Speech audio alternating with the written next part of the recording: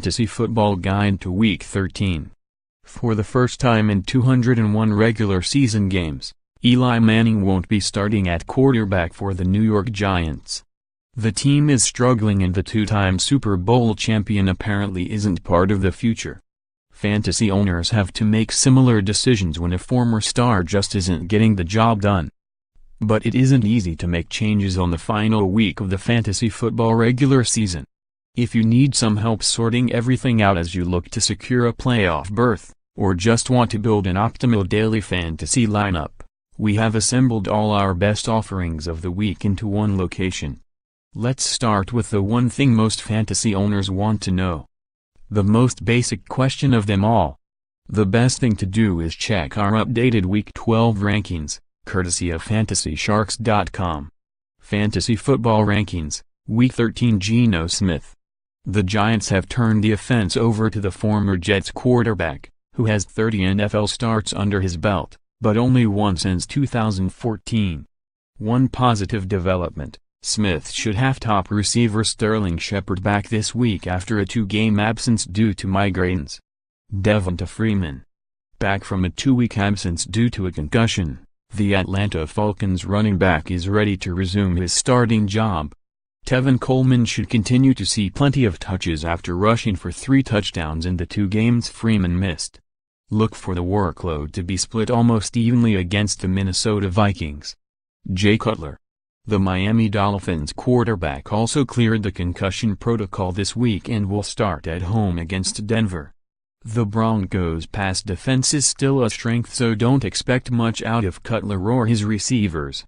Downgrade Kenny Stills, who seems to do better when Matt Moore is under center. Amari Cooper. The Oakland Raiders will be without both of their top wideouts at home against the New York Giants. Quarterback Derek Carr could spend a lot of time handing off to Marshawn Lynch. There's also a good chance Jared Cook sees more targets since the Giants are the worst in the NFL at covering tight ends. Nick Novak. The veteran kicker has been limited by a back injury, and the Los Angeles Chargers elevated Travis Coons from the practice squad on Saturday so he can handle the kicking chores on Sunday. Coons should have ample opportunities versus Cleveland, but fantasy owners may want to look elsewhere. Antonio Brown.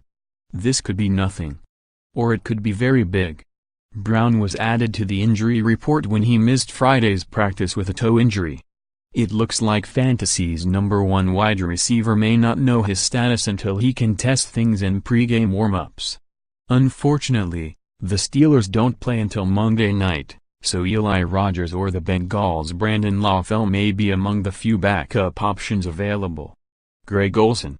He returned from injured reserve last week because he experienced soreness in his surgically repaired foot.